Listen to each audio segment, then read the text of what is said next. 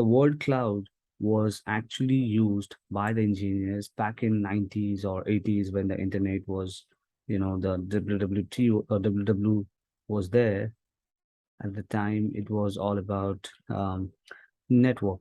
So during that time, cloud engineers used to refer to complex network. The cloud used to be referred as the complexity of the network. So it's to denote network. Word cloud used to denote networks. Right? Let me just make this a little bigger. Right. So that was the word cloud. Now the cloud is, to put it in a very simple way, is to renting services. So let me just put that here because it's something you wanna remember. So you can think of cloud is like, we are renting services from somebody or from someone. So I'm gonna put a dark color here so it's much more clear, visible for everyone. And it's and cloud also, like, running in someone else's data center. I mean, that's pretty obvious, right? When you say renting, it's like, running someone else's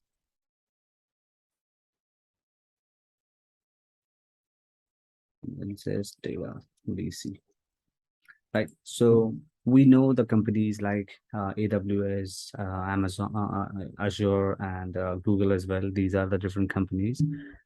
In in their data center, we run all these services. So to simply put, that's the cloud. Now there is a lot of confusion. People think, okay, so right, if because Amazon, Azure, and Google and all other companies that we have available on the internet, these are like the public cloud companies. And because we are saying that, renting or using someone else's data centers, we call them public cloud. So does that mean if I have my own data center, that is a private cloud? Because there is a different type of cloud called private cloud. And often people get confused, especially the newbies, the people who are college fresh outs, the people who are new to the cloud, who are just trying to learn the cloud. They think, okay, so the public cloud is, the someone else's data center, and the private cloud is, which means if I create my own, or if I work for a company, that company has their own data centers, I'm just going to label it, or I'm just going to call it a private data center. But that's not right.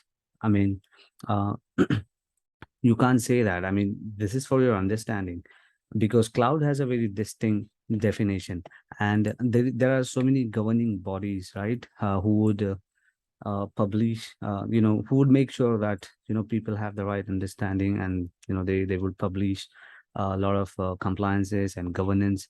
So we also have something, someone which is, which has the very famous definition. So I'm just going to write the NIST.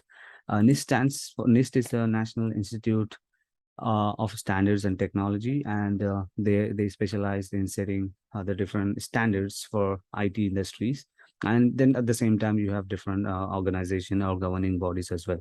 So I think, we can just focus on one. You also have the cloud definition from the different cloud companies, like you can also use by the AWS, and pretty much all of them in a different word, they're just going to say the same thing, right?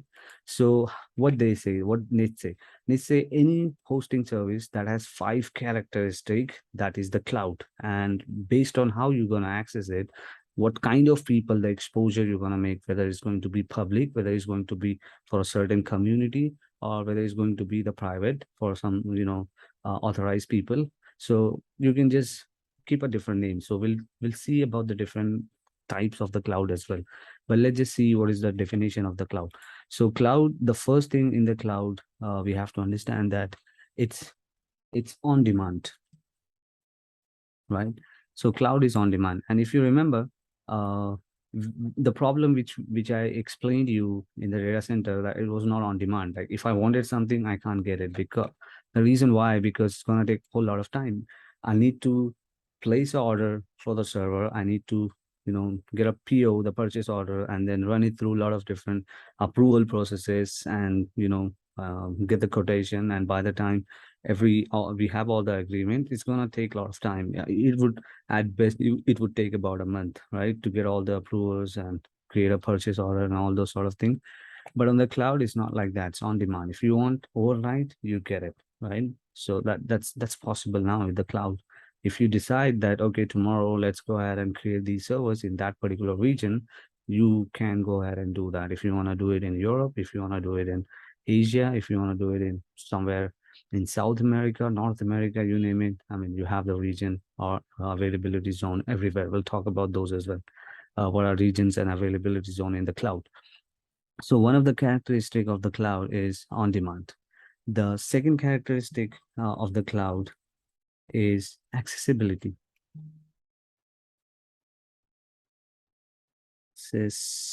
Accessibility. Okay, just pardon my typos or grammar English mistake that I'm making, because like I said, that's not what, that's not the purpose of the lecture, right? To teach you the English. So the accessibility, it should be accessible from, anywhere. When I say anywhere, based on what type of cloud it is. If you say it's the public cloud, then it should be accessible from everywhere. Internet, extranet, whatever type of network you have, right? And if you say it's a private cloud, then within that private boundary, it should be accessible from anytime, anywhere, right? Anybody should be able to access it. That's the meaning of the cloud. So you also want to have that characteristic in your on the cloud. The next we have is the resource pooling. Let me just put it here. Right. So resource pooling is just like a cab pooling. You have, I mean, you have a car and you drive to your office, you work somewhere, it's like 20, 25 kilometers away. And then you have at the same time, you're thinking, okay, I have a 4 seats in my car, but I'm the only person who's driving it. So what if I invite other people who are probably taking the same route, and I can tell them, okay, you can also save some money. You can, get in my car. You don't have to take a bus, or you don't have to take a metro or anything like that. We can just go in my car. We can save a lot of time. So the people would agree. And we have a lot of apps, like mobile apps that can do that. So we call it a carpooling. So you are utilizing the resources. And that's exactly what you should be able to do it here as well. Like a multi-tenant, right? So in cloud, we call dedicated tenant, and then we call multi-tenant as well. So when we say tenant, it's basically one physical server is given to multiple tenants as well. And at the same time, you are able to do a lot of resource pooling as well. So that is the third characteristic of the cloud, which allow you to do resource pooling. The next is elasticity. So let me just bring it here, and I'm just going to change this. Elasticity. All right. So elasticity now means you can anytime scale up if you want. You can anytime scale down. What happens in the traditional data centers? You are able to scale it up. It will take some time. It's not very quick the way you would like it or the way you would want it, but it's possible to do it.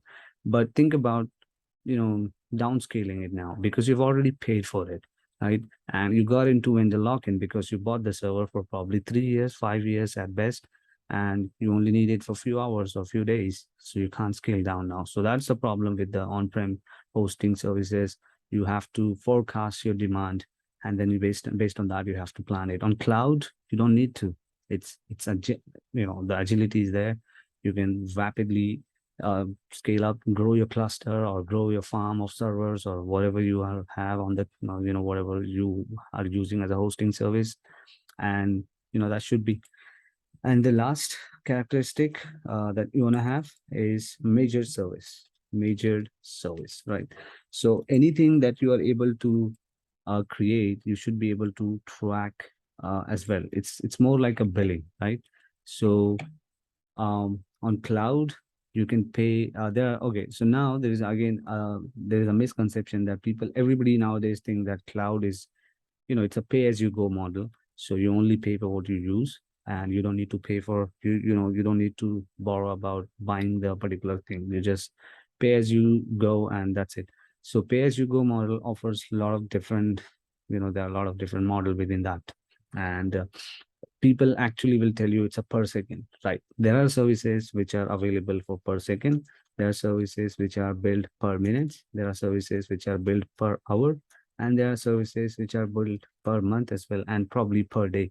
So you may want to take a check the documentation whenever you've been asked to calculate the cost, because if you are working as a cloud admin or a DevOps admin or SRE or some kind of engineer who has to do something with the cloud, you will be asked to calculate the cost and give it to the team, the concerned team, who probably gonna be paying it at the end of every month.